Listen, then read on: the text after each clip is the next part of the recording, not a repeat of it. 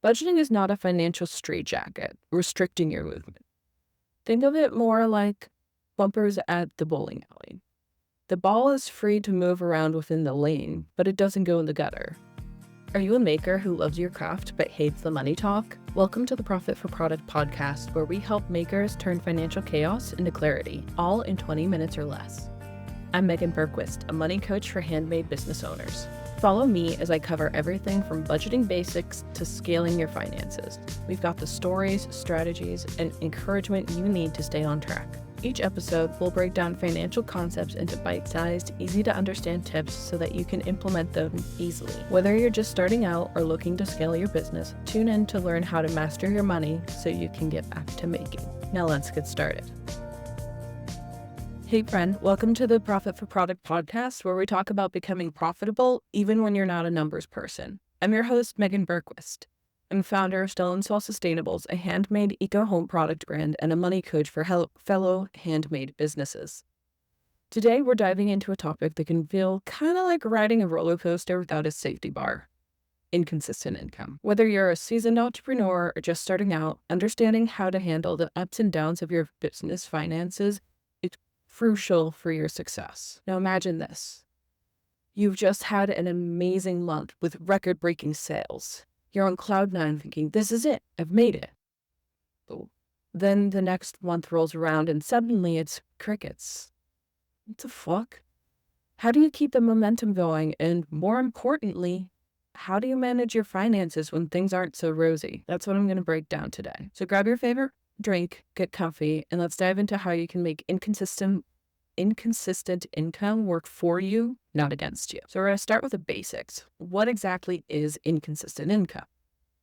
Essentially, it's income that varies from month to month. Unlike a salaried paycheck that arrives like clockwork with the same amount every time, inconsistent income fluctuates due to factors like the season, economic trends, and other things. This probably sounds gut-wrenchingly familiar. One month you're on top of the world, raking in oodles of revenue, and the next you're wondering if anyone remembers you exist.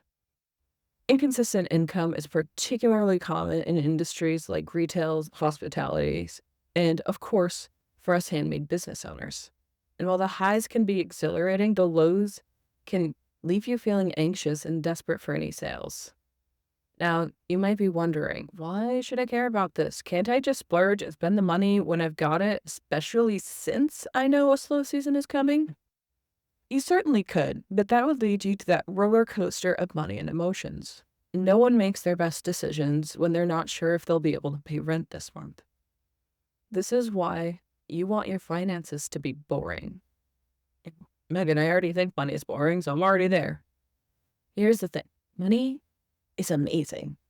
It lets us do things and live life how and where we want.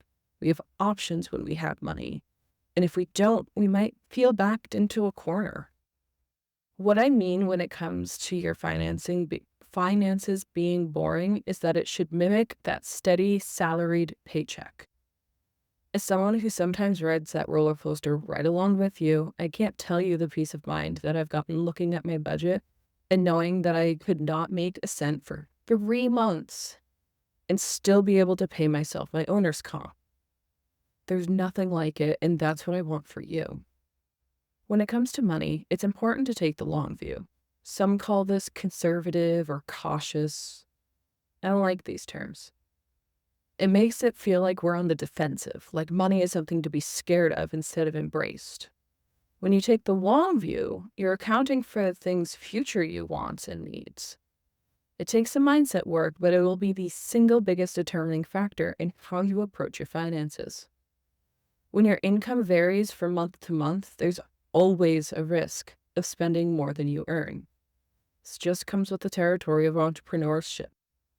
During those high-income months, it's so tempting to splurge on equipment or tons of materials when you have that overflowing bank account staring at you, tempting you.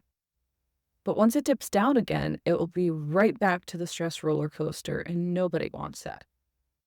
Time for Science Corner. Humans' brains are tricky, but there are certain things that happen again and again that you can be aware of. One of these is called the immediacy bias. That means that our brains don't do well thinking far into the future or the past. We're really stuck in the now. That means our cute little brains believe that whatever is happening right now, whether good or bad, will never end. That's why when someone tells you to just think positive when you're in a depressive spiral, makes you want to flip them off. Or maybe that's just me. If you let this little quirk of your brain lead your business, it can be catastrophic. I'm not even being dramatic right now. It can lead you to shutting down your business. How so? Think about spending your money as a Ferris wheel that goes underwater. Your breath is like your money. If you're above water, having good months and raking in the cash, then you can breathe freely, maybe singing and shouting to your friends. You're not conserving any of it. Once your pod on the Ferris wheel dips underwater, though, if you don't have any breath left, money, you're in for a struggle. However, if you're able to store up and are able to get some oxygen or reserves, it's easier to coast through these tighter months when you're spending more than you make. A perfect metaphor, but I'm going with it. Reminding yourself that this bias exists and is rearing its ugly head is the first step. Remind yourself that business is cyclical. If you want a step-by-step process that walks you through how to approach inconsistent income, go to profitforproduct.com/income and snag your free guide to mastering your income. This will help you identify your slow months and how much of a safety net or a reserve that you need. Now that we know about the immediacy bias, let's go back to thinking about our slow seasons. Riveting, right? May sound counterintuitive to save big when things are good. You want to celebrate and spend the money you haven't been able to spend during your slower months. I get it. But we want to take that long view, remember? Building a safety net is important. A fund that has at least a month or two's operating expenses in there. Once you figure out how much money you need to set aside, set a monthly amount you're going to put toward that safety and treat it like a non-negotiable bill. In your busy months, also take a percentage of the extra and put it in your safety net. I recommend about 20 to 30%, but you know your business best. Bonus tip. Put your fund in a high-yield savings account and get that money making more money while you're off doing your thing. Talk about truly passive income. Now that we have the what, we need the how. It's simple. Budgeting. Hold on. I know you just rolled your eyes at me being like, well, duh, Meagen. But hear me out. Budgeting is not a financial straitjacket restricting your movement. Think of it more like bumpers at the bowling alley. The ball is free to move around within the lane, but it doesn't go in the gutter. Those bumpers are your budget. We've been conditioned to think of budgeting as a punitive measure, like a parent standing over you judging every unplanned purchase or when you overbuy. But in reality, budgeting is about making conscious decisions with your money. It's about knowing where your money is going and making sure it aligns with your values and goals. Let's be real. When was the last time you stuck to a rigid budget without deviation? Rarely, if ever, right? That's because many of us are naturally averse to strict regimens. We crave flexibility and freedom, which is why traditional budgeting methods often fall short. But here's the good news. You don't have to stick to a rigid plan to benefit from budgeting.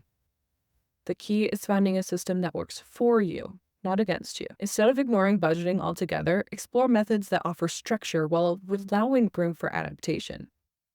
Now that we've debunked some myths around budgeting, let's talk about a system that can help you manage your money with ease. The PAM Framework. This will be an overview. If you want a deeper dive, go back to episode 3, 3-step process for building a clear financial system. This first step is to pay yourself first. This is the absolute key and why it comes first before any expenses get a say in your money. Prioritize yourself over your business.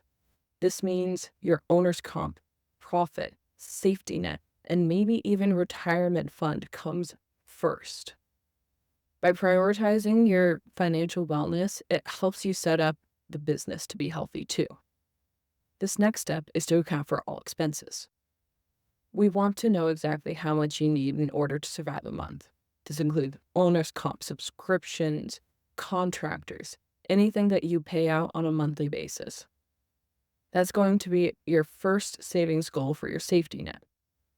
Want an easy tool to help with this?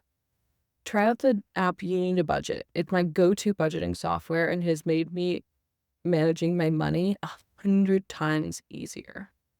Link is in the show notes. The last step is to maintain a pulse on your finances. This means engaging with your money regularly, tracking your progress towards your safety net goal. Remember that budget is a verb, not a noun. You can't have a budget and not engage with it. That's just numbers on a spreadsheet that are meaningless. By engaging with your money, you'll be able to handle anything thrown at you with confidence.